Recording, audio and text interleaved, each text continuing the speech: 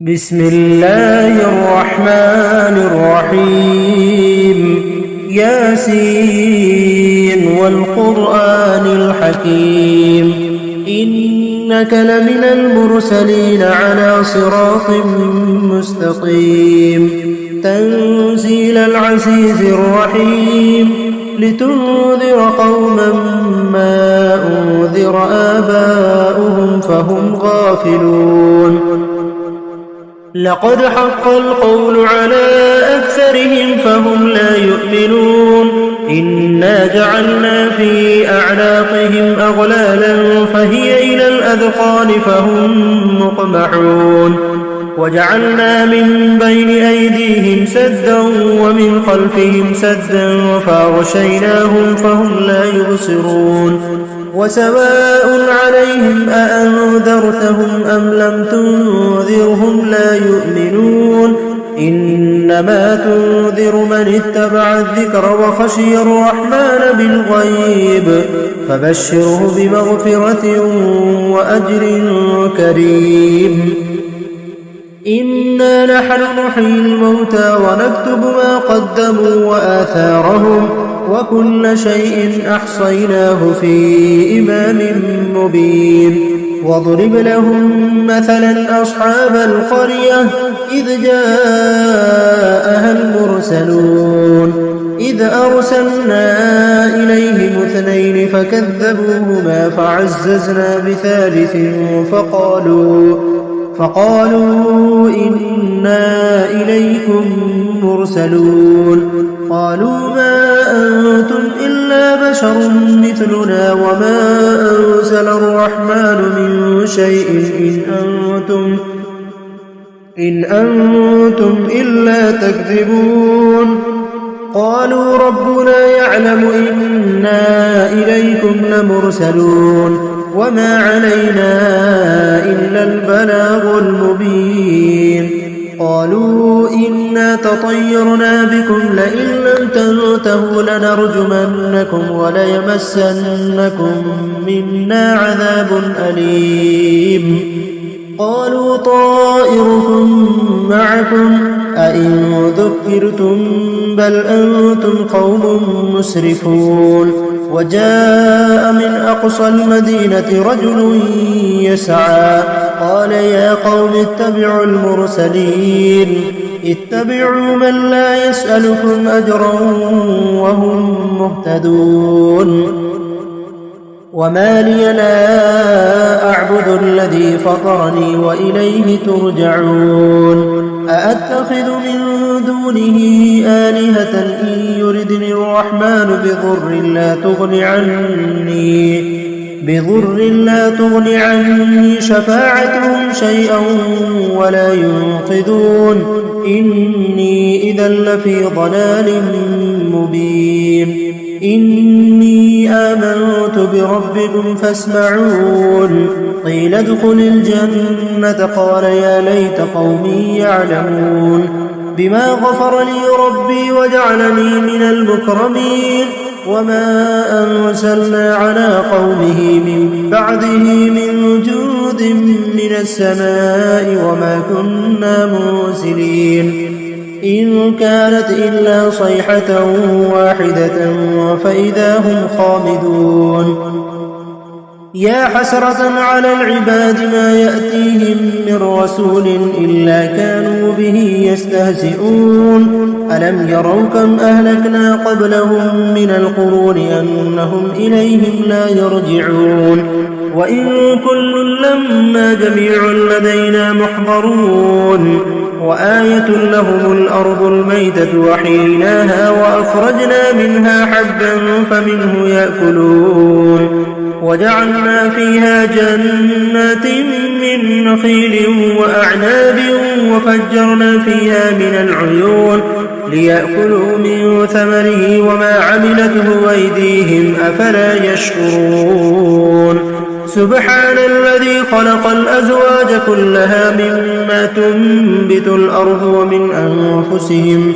ومن أنفسهم ومما لا يعلمون وآية لهم الليل نسلخ منه النهار فإذا هم مظلمون والشمس تجري لمستقر لها ذلك تقدير العزيز العليم والقمر قدرناه منازل حتى عاد كالعرجون القديم لا الشمس ينبغي لها أن تدرك القمر ولا الليل سابق النهار وكل في فلك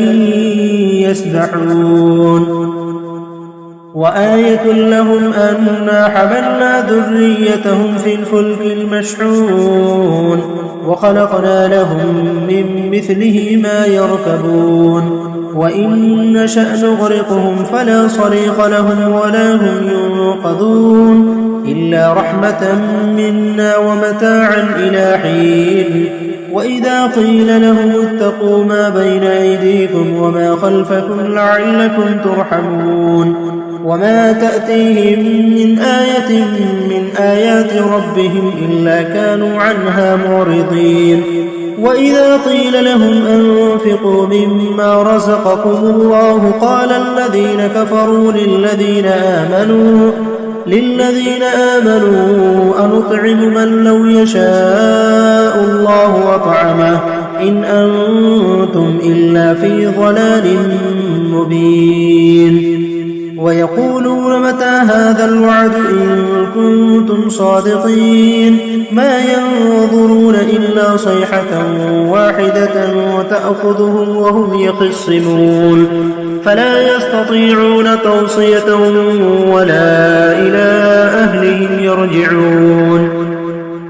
ونفخ في الصور فإذا هم من الأجداث إلى ربهم ينسلون قالوا يا ويلنا من بعثنا من مرقدنا هذا ما وعد الرحمن وصدق المرسلون إن كانت إلا صيحة واحدة فإذا هم جميع لدينا محضرون فاليوم لا تظلم نفس شيئا ولا تجزون إلا ما كنتم تعملون إن أصحاب الجنة اليوم في شغل فاكهون هم وأزواجهم في ظلال على الأرائك متكئون لهم فيها فاكهة ولهم ما يدعون سلام قولا من رب رحيم وامتازوا اليوم أيها المجرمون ألم عاهد إليكم يا بني آدم ألا تعبدوا الشيطان إنه لكم عدو مبين وأن اعبدوني هذا صراط مستقيم ولقد أضل منكم جبلا كثيرا أفلم تكونوا تعقلون هذه جهنم التي كنتم توعدون اصلوها اليوم بما كنتم تكفرون اليوم نختم على أفواههم وتكلمنا أيديهم وتشهد أرجلهم بما كانوا يكسبون ولو نشاء لطمسنا على أعينهم فاستبقوا الصراط فأنى يبصرون ولو نشاء لمسخناهم على مكانتهم فما استطاعوا مضيا ولا يرجعون ومن نعمره ننكسه في الخلق أفلا يعقلون وما علمناه الشعر وما ينبغي له إن هو إلا ذكر وقرآن مبين لينذر من كان حيا ويحق القول على الكافرين أولم يروا أنا خلقنا لهم مما عملت أيدينا أنعاما فهم لها مالكون وذللناها لهم فمنها ركوبهم ومنها يأكلون ولهم فيها منافع ومشارب أفلا يشكرون واتخذوا من دون الله آلهة لعلهم ينصرون لا يستطيعون نصرهم وهم لهم جند محضرون فلا يحزنك قولهم إنا نعلم ما يسرون وما يعلنون أولم ير الإنسان أنا خلقناه من نطفة فإذا هو خصيم مبين وضرب لنا مثلا ونسي خلقه قال من يحيي العظام وهي رميم قل يحييها الذي أنشأها أول مرة وهو بكل خلق عليم الذي جعل لكم من الشجر الأخضر نارا فإذا أنتم منه توقدون أوليس الذي خلق السماوات والأرض بقادر على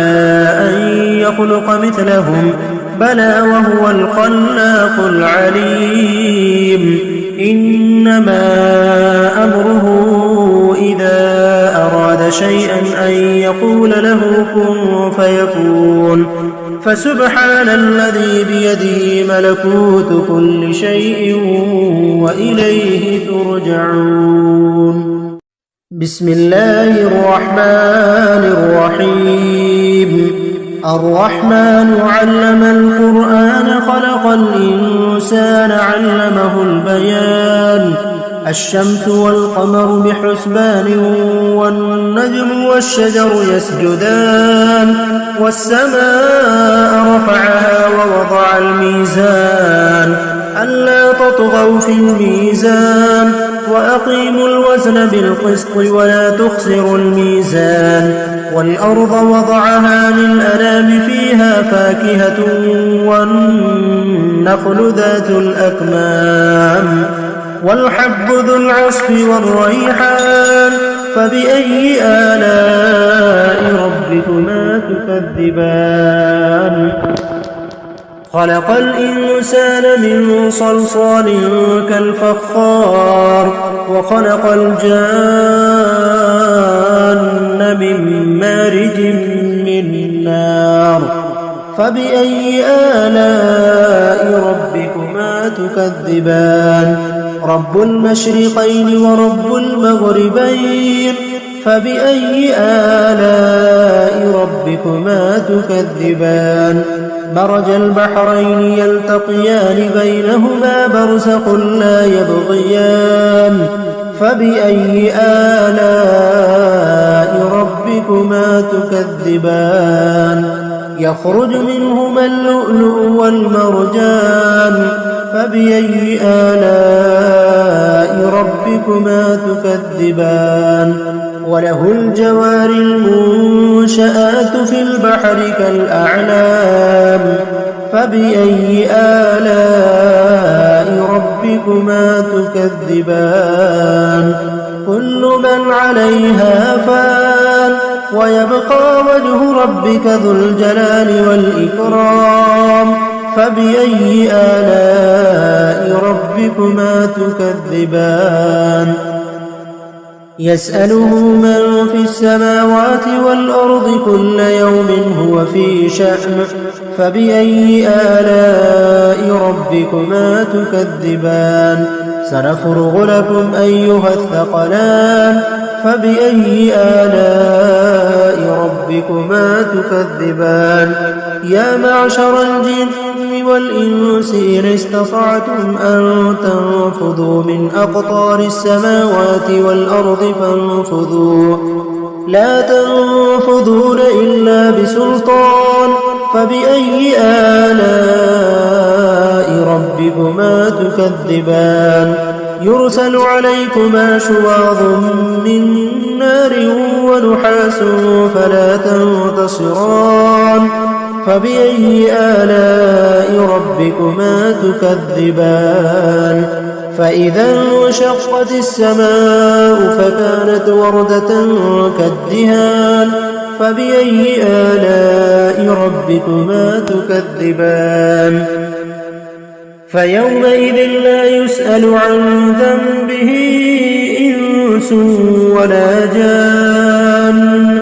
فبأي آلاء ربكما تكذبان يعرف المجرمون بسيماهم فيؤخذ بالنواصي والأقدام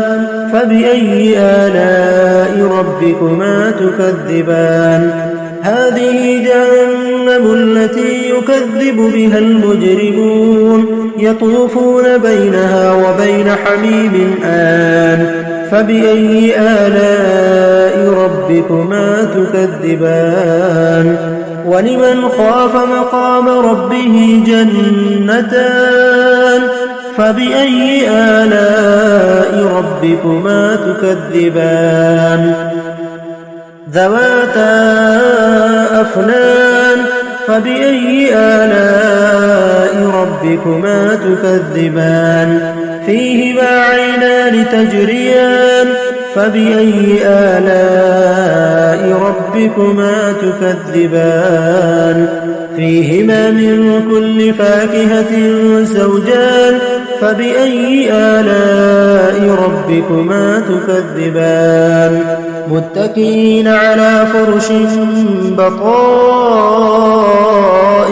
من استبرق وجنى الجنتين دان فبأي آلاء ربكما تكذبان فيهن قاصرات الطرف لم يطمثهن إنس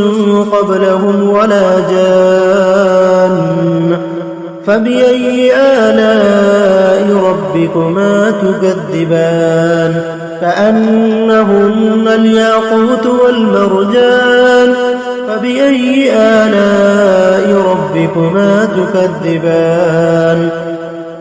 هل جزاء الإحسان إلا الإحسان فبأي آلاء ربكما تكذبان ومن دونهما جنتان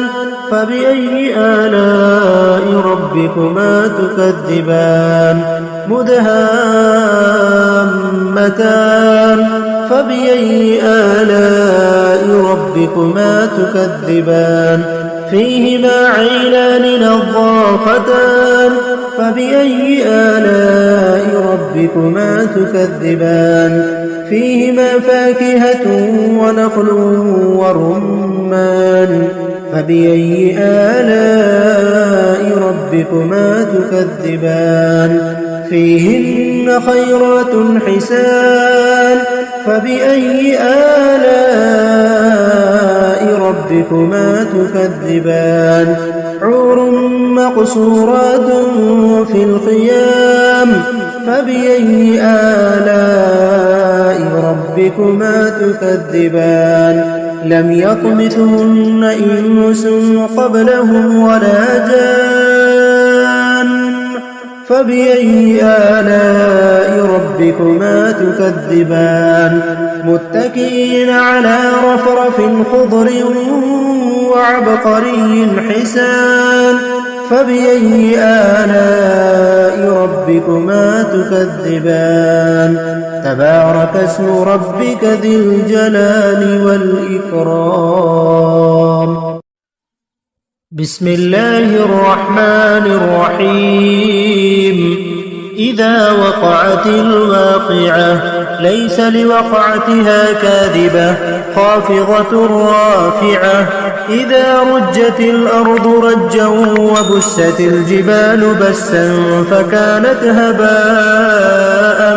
منبثا وكنتم أزواجا ثلاثة فأصحاب الميمنة ما أصحاب الميمنة وأصحاب المشأمة ما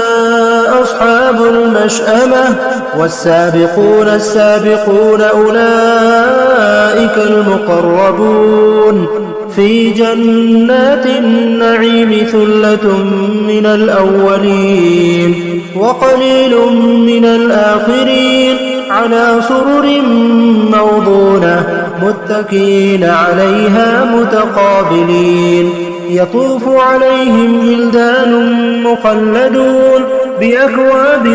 وأباريق وكأس من معين لا يصدعون عنها ولا ينزفون وفاكهة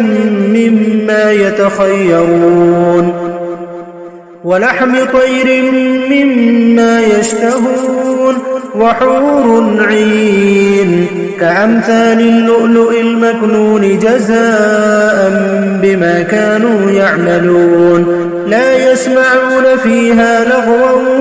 ولا تأثيما إلا قيلا سلاما سلاما وأصحاب اليمين ما أصحاب اليمين في سدر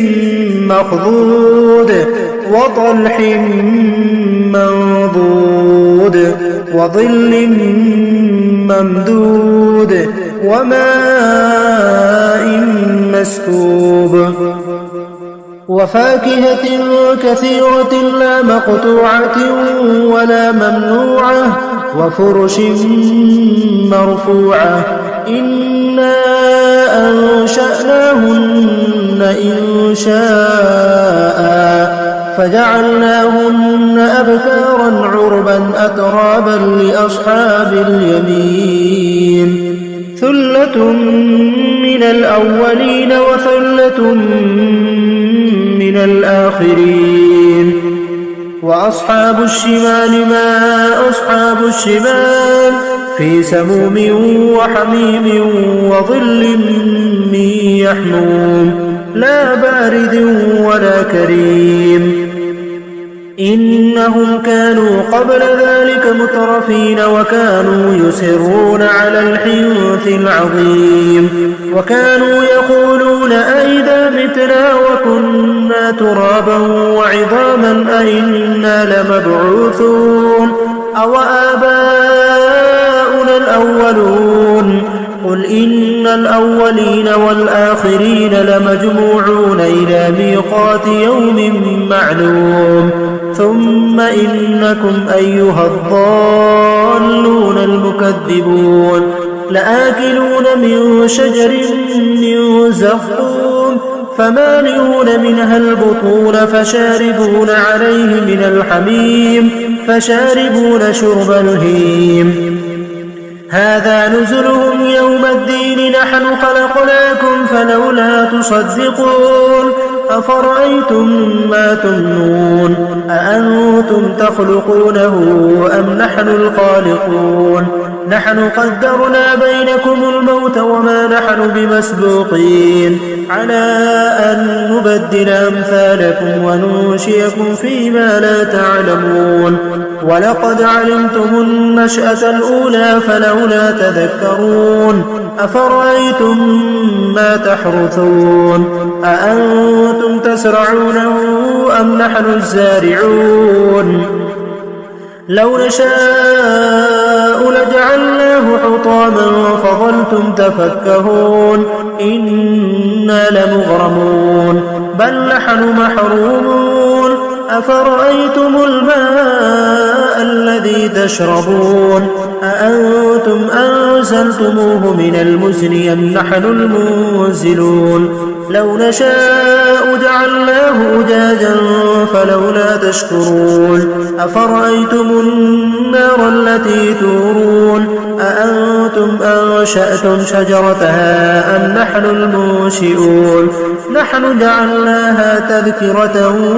ومتاعا للمقوين فسبح باسم ربك العظيم فلا أقسم بمواقع النجوم وإنه لقسم لو تعلمون عظيم إنه لقرآن كريم في كتاب مكنون لا يمسه إلا المطهرون تنزيل من رب العالمين أفبهذا الحديث أنتم مدهنون وتجعلون رزقكم أنكم تكذبون فلولا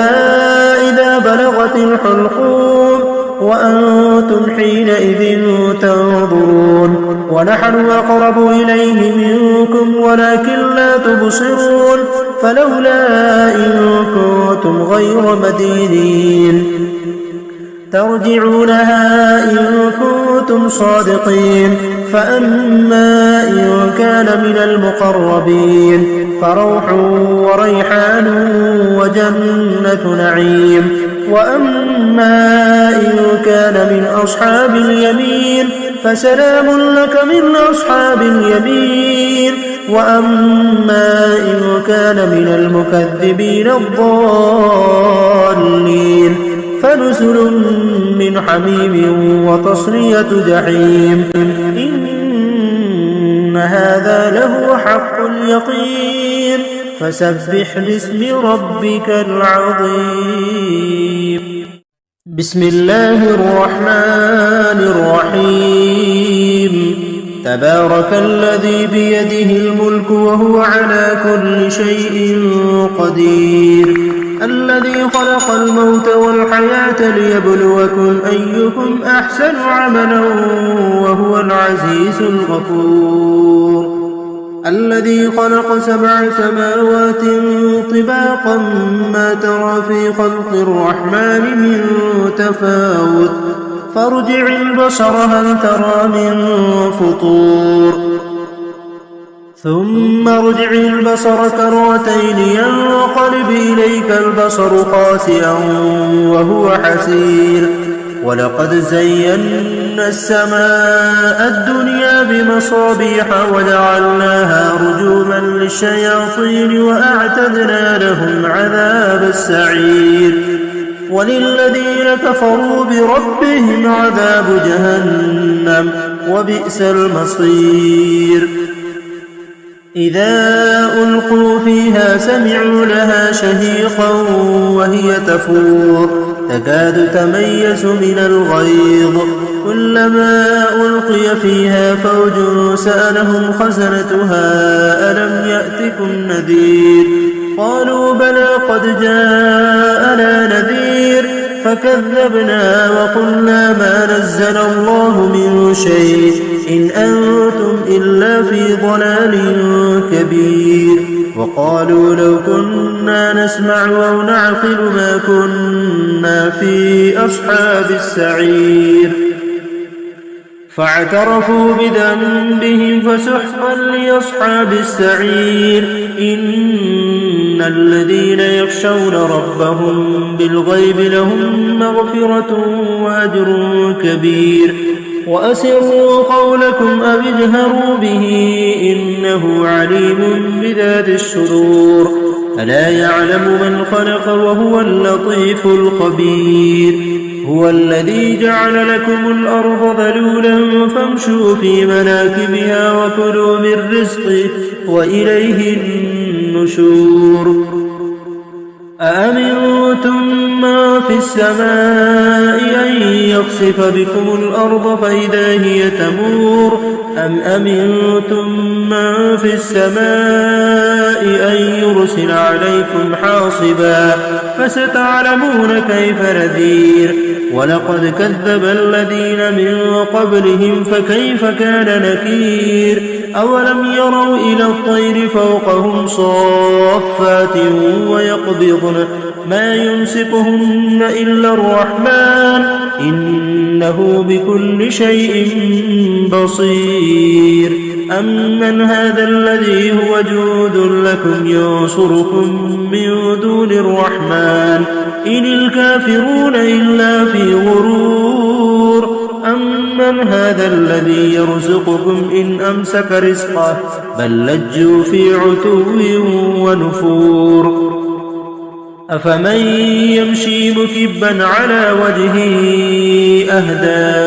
أمن يمشي سويا على صراط مستقيم.